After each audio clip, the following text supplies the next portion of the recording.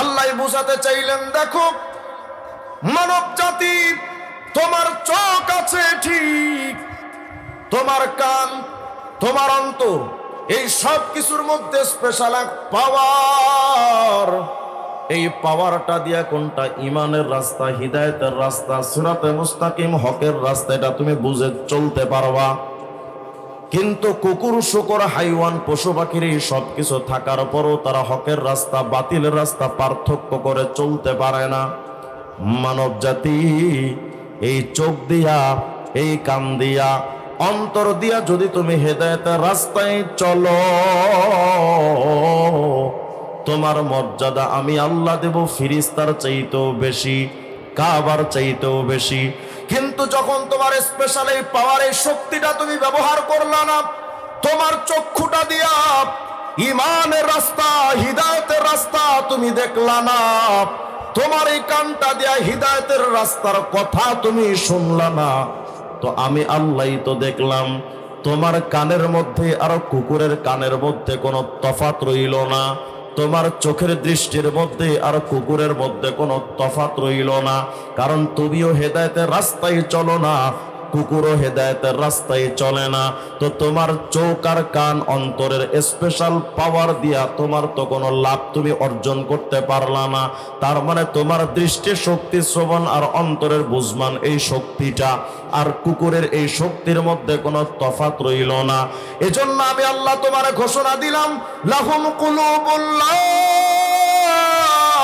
ইয়াফকাহুনা বিহা। কিছু মানুষ এমন আছে অন্তর দিয়েও তারা উপলব্ধি করে না, বুঝে না। ওয়ালাহুম আয়ুনুল্লাহ ইউবসিরুনা বিহা। চোখ থাকতেও তারা তাদের চোখের দৃষ্টি দিয়া সঠিক রাস্তাটা তারা দেখে না। ওয়ালাহুম আযানুল্লাহ ইয়াসমাউনা বিহা। কান থাকতেও তারা হেদায়েতের কথা মানলো না, শুনলো না। এজন্য আমি আল্লাহই দেখলাম তোমার চোখ, কান, অন্তরের মধ্যে না কুকুরের মধ্যে কোনো তফাৎ রইল না। এজন্য আমি আল্লাহ যে তোমার মর্যাদা দিয়েছিলাম ইমানের ভেতর থাকলে ফিরিস্তার চাইতেও বেশি, কাবার চাইতেও বেশি, ওই ইমানের পথে যখন চললা না, তখন আমি আল্লাহ তোমারে এত উঁচু মর্যাদার জায়গা থেকে নামায়া আনলাম। উলাইকা কাল আনআম। তোমার মর্যাদা এখন তুমি কুকুরের মতো, তুমি শূকরের মতো, তুমি হাইওয়ান, পশুর মতো।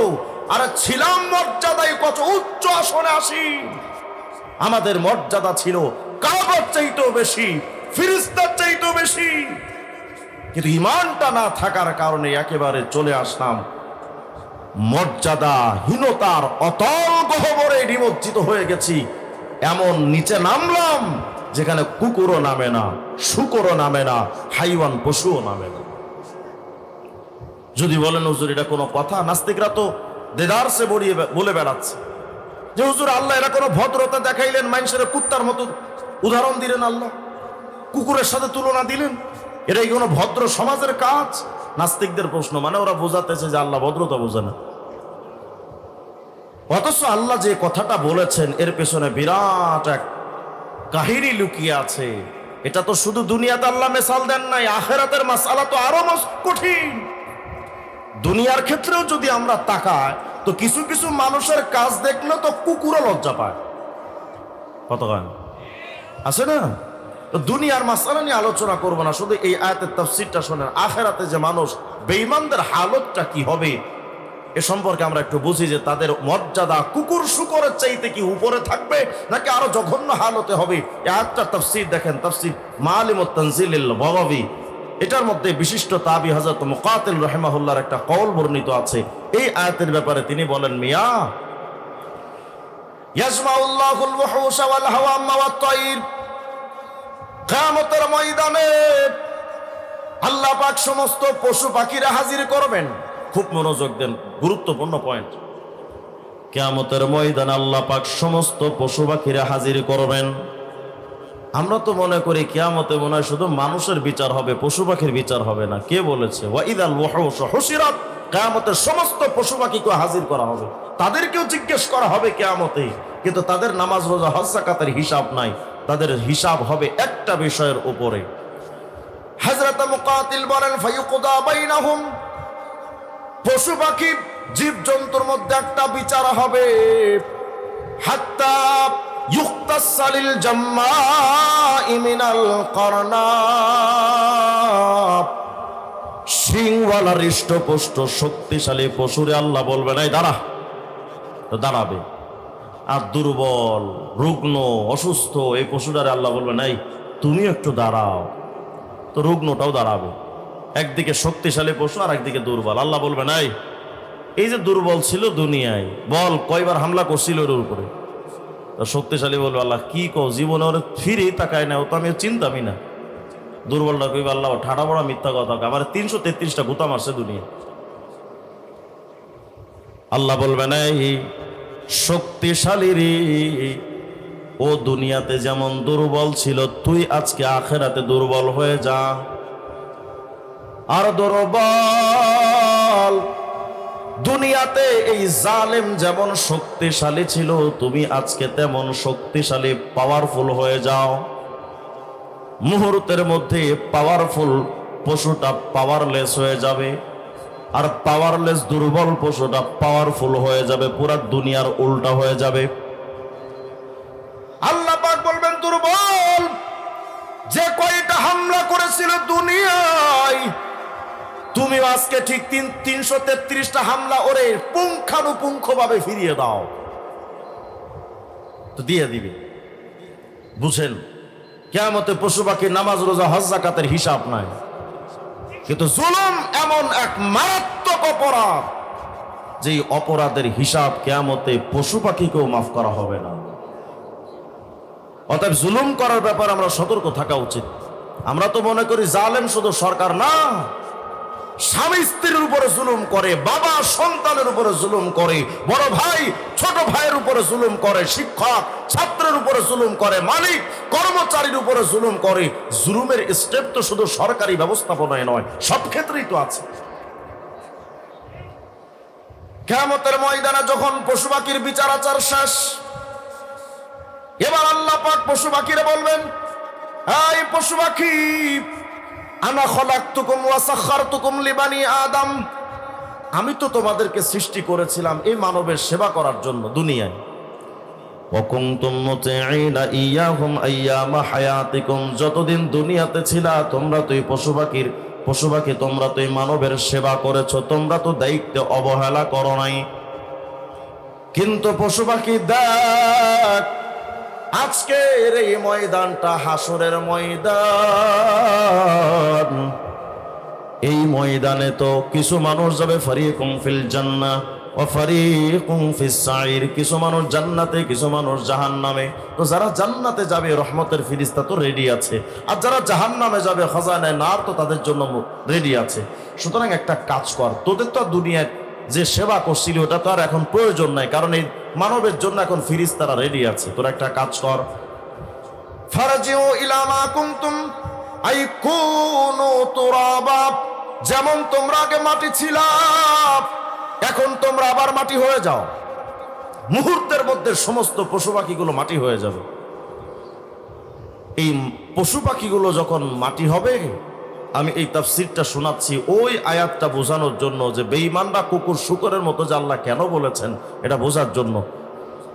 যখন সমস্ত পশু পাখিগুলো মাটি হয়ে যাবে, ফাইদাল তাফাতাল কাফিরু ইলা শাইইন সারাত তুরাবা, এই দৃশ্যটা যখন দূর থেকে বেঈমানরা তাকায় দেখবে, আহারে কুকুর তো দেখে মাটি হয়ে গেল, শুকর তো দেখে মাটি হয়ে গেল, হাইওয়ান পশু পাখি তো সব মাটি হয়ে গেছে, কিন্তু বেঈমানরা তো কিয়ামতের ময়দানে শাস্তির ভেতরে আছে।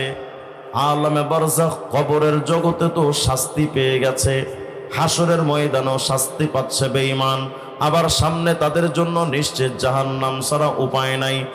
এই বেঈমানরা যখন দৃশ্য দেখবে, কুকুরগুলো মাটি, শুকরগুলো মাটি, সমস্ত পশু পাখি মাটি হয়ে গেল, এই দৃশ্য দূর থেকে বেঈমান যখন দেখবে, ইয়াতামান্নাল কাফিরু হিনা ইদিন ওয়া ইয়াকুলু ইয়া লাইতানি কুনতু ফি সূরাতি খিনজির।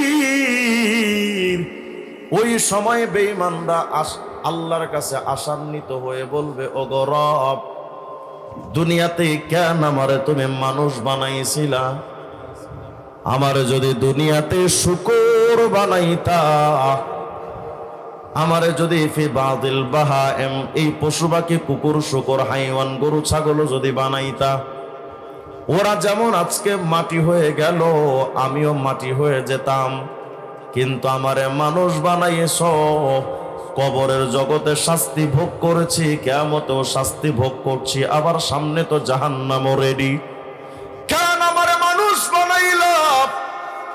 আমারে কেন তুমি কুকুর বানাইলা না? কেন আমারে শুকর বানাও নাই?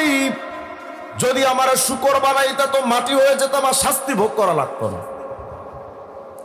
ওই যে আল্লাহ বলছেন কিছু মানুষ কুকুরের মতো, উলাইকা কাল আনআম। এই যে এখন হাসরের ময়দানে মানুষ শুকর হতে চায়, কিয়ামতের ময়দানে বেঈমানরা কুকুর হতে চাইবে। আল্লাহ আমারে কেন কুকুর বানাইলা না?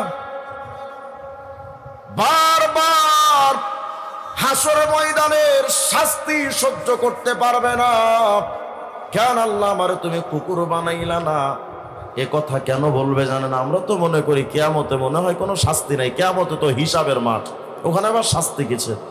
যারা আপনারা মক্কা মদিনা গেছেন আপনারা দেখবেন মক্কার রাস্তাঘাটে কি দুপুরবেলা বা রাত্রেও বলেন, খালি পায়ে মক্কার রাস্তায় হাঁটা কি সম্ভব?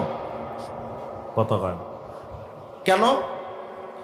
সামান্য 40 থেকে 47 তাপমাত্রা। এই তাপমাত্রায় রাস্তাঘাট মক্কার হালতটা এমন, কোন মানুষের পক্ষে রাস্তায় খালি পায়ে হাঁটা সম্ভব না। গত 2 বছর আগে আমি যখন হজের সফরে গেছি, তো আমি হারামাইনে নামাজের জন্য আমি বাইতুল্লাহ গেছি। তো সাথে মোবাইল নেওয়া যায় নাই, তাড়াহুড়া করে জামাতে ঢুকেছে। তো জুতাটা কোনো রকম, বাঙালি জাতি তো আমরা তো আর উসুল টুসুল বুঝি না, কোন জায়গায় রাখতে হবে, কিভাবে রাখতে হবে। বাঙালি জাতি হিসেবে এটা আমাদের জ্ঞানের মধ্যে থাকে না। তো আমিও তো জাতে বাঙালি, কোনো এক জায়গায় বেউসুলিভাবে একটা জুতা রেখে আমি জামাতে দাঁড়িয়ে গেছি। তো মসজিদে হারামের একটা, ওখানে খাদেমদের একটা স্বভাব হলো, যদি বেউসুলিভাবে আপনি কোথাও জুতা রাখেন তো ওটা থাকবে না, ওটা ফালাই দিবেন তারা। তো স্বাভাবিকভাবে তাদের নিয়ম অনুযায়ী তারা ফেলে দিয়েছে, আমি তো আর বুঝি নাই। তো আমি হারাম থেকে যখন হোটেলে যাব তো দেখি জুতা নাই। কি করব, সাথে মোবাইলও নেই। খুব পেরেশানিতে পড়ে গেলাম। আর ওখানে আশপাশে ফালানো জুতাও নাই যেটা বাদ দেওয়া, খুব টেনশনে পড়ে গেলাম। পরে মনে মনে ভাবলাম, ধুর, এত ভাবনার কি আছে, আমি তো জাতে বাঙালি, আমাদের পায়ের নিচের চামড়া তো আর সৌদি আরবের মানুষের মতো এত নরম না, তো ভাব নেওয়ার কি আছে, যা আছে বিসমিল্লাহ ওয়া বিল্লাহি রাসূলুল্লাহ, একেবারে খালি পায়ে হাঁটা শুরু করছে। বিশ্বাস করবেন 5 থেকে 7 সেকেন্ড, মিনিট তো দূরের কথা, 5 থেকে 7 সেকেন্ড ওই রাস্তায় চলার পর এত পরিমাণ মারাত্মক গরম, আমার মনে হচ্ছিল আমার পায়ের নিচের চামড়া মনে হয় রাস্তার সাথে থেকে গেছে, এত পরিমাণ গরম। তাড়াহুড়া করে একটা কার্টুনের উপরে গিয়ে দাঁড়িয়েছে, যে নামাজের পরে কিছু লোক এটা সেটা বিক্রি করে, একটা কার্টুন ফেলে রাখছে, ওটার উপরে গিয়ে দাঁড়িয়েছে। ওই দিন আমি মনে মনে ভাবতেছিলাম, আরে আল্লাহ, মক্কার জমিন থেকে সূর্যের দূরত্ব অন্তত 15 কোটি 14 লক্ষ কিলোমিটার। জমিন থেকে সূর্যের দূরত্ব কত? 15 কোটি 14 লক্ষ কিলোমিটার। 1500 কিলো না, 15 কোটি 14 লক্ষ কিলোমিটার জমিন থেকে সূর্যের দূরত্ব। এরপরে এর মাঝখানে তো আরো কত ধরনের আবরণ দিয়ে আল্লাহ পাক এই তাপমাত্রাকে কন্ট্রোল করেছেন হিসাবের বাহিরে। আমি মনে মনে ভাবলাম, 15 কোটি 14 লক্ষ কিলোমিটার দূরে সূর্যের তাপ মক্কার মাটিরে যদি এত গরম করে দেয়, ওই কিয়ামতের ময়দানে হাবিবে কিবরিয়া বলেন, তাদুনুস শামস, সূর্যটা নিকটবর্তী করা হবে কামিকদারি মিল, একেবারে মাথার 1 মাইল উপরে অথবা সুরমাদানির কাঠি বরাবর মাথার সামান্য উপরে কোন ধরনের আবরণ থাকবে না। এত কাছে সূর্যের তাপ, ওই তাপে হাসরের ময়দানের মাটি কতটা মারাত্মক হালত জানি হবে। আল্লাহর হাবিব বলেন, এই হাসরের ময়দানে মানুষ যে উঠবে হুফাতান উরা, পায়ে জুতাও থাকবে না, গায়ে কোনো কাপড়ও থাকবে না, উলঙ্গ হালতে খালি পায়ে মানুষ হাসরের ময়দানে উঠবে।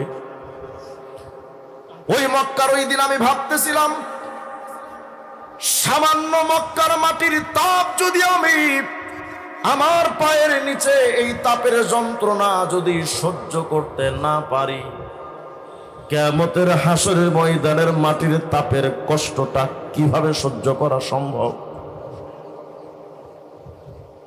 মুস্তাদরাকে হাকিমের মধ্যে এজন্য একটা হাদিস আসছে, বেঈমানরা এক সময় বলেই বসবে, ও আল্লাহ লিরসালিকা বি ইলান নার আইসারু ইলাইয়া মিম্মা উলকি, আল্লাহ প্রয়োজনে আমাদেরকে আপনি জাহান্নামে দিয়া দেন, তবু আল্লাহ হাসরের আযাব থেকে বাঁচায়া দেন। আল্লাহ এই হাসরের আযাব সহ্য হয় না, আমাদেরকে জাহান্নামে দেন, কিন্তু হাসরের আযাব থেকে বাঁচান। কল্পনা করেন তো হাসরের আযাবটা কত মারাত্মক হবে। এই কঠিন শাস্তির মধ্যে বেঈমানরা যখন দেখবে কুকুরগুলো মাটি, শূকরগুলো যখন মাটি, এই দৃশ্যটা যখন বেঈমান দেখবে, ওই সময় কিয়ামতের ময়দানে বেঈমানরা কুকুর শূকর হতে চাইবে। সূরা নাবার শেষ আয়াত আল্লাহ বলেন, ওয়ায়াকুলুল কাফিরু ইয়া লাইতানি কুনতু তুরাবা। বেঈমানরা আজকে কিয়ামতে বলবে, আল্লাহ আমার কুকুরের মতো মাটি বানায় দেন, আল্লাহ আমার শূকরের মতো মাটি বানায় দেন। বুঝতেছেন তো কথা? ওই যে আয়াত বুঝাচ্ছিলাম যে আল্লাহ বলেছেন কিছু মানুষ কাল আনাম, পশুর মতো, এই যে পশুর মতো মাটি হতে চায়, বারবার যখন চিৎকার দিয়া বলবে আল্লাহ আমার মাটি বানায় দেন।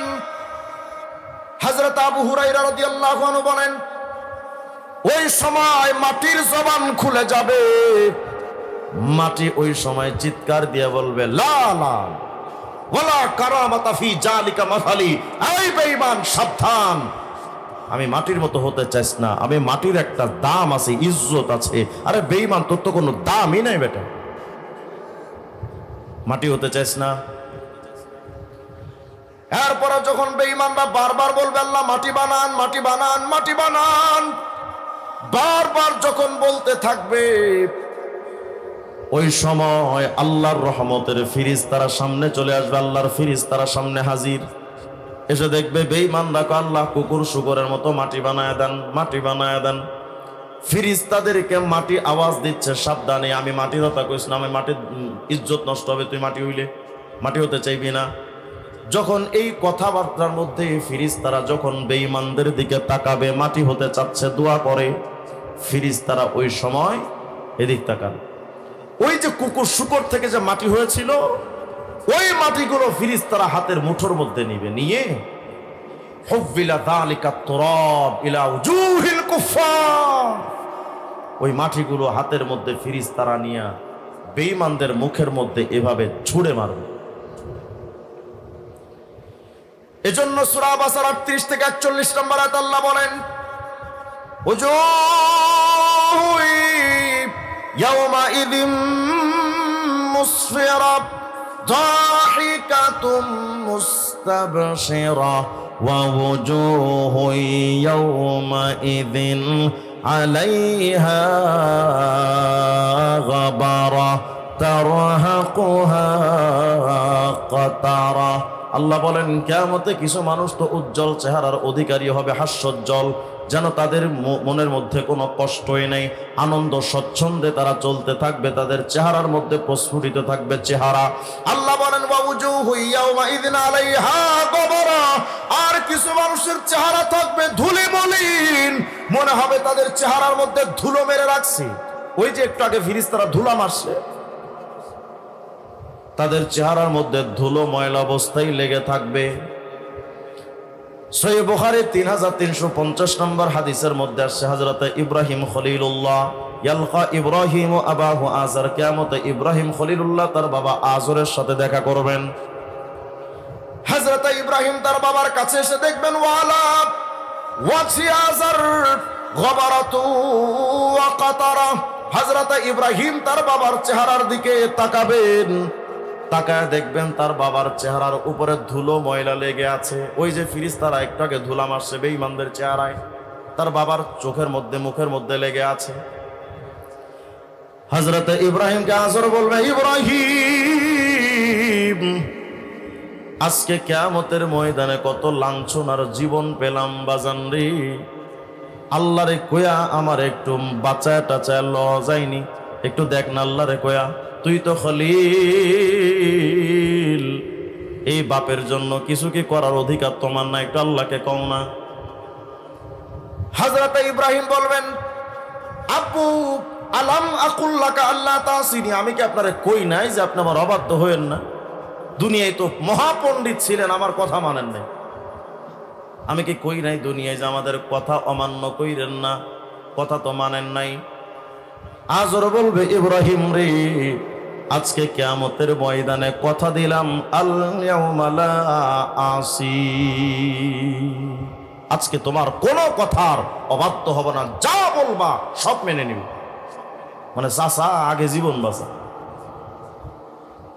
দুনিয়ায় থাকতে কত বড় বড় কথা বলতো। আমাদের হুজুরদেরকে তো বিশেষ করে জেনারেল শিক্ষিত কিছু ভাইয়েরা মনে করে বোকা, কিচ্ছু বোঝে না, মাথায় টুপি। আমারও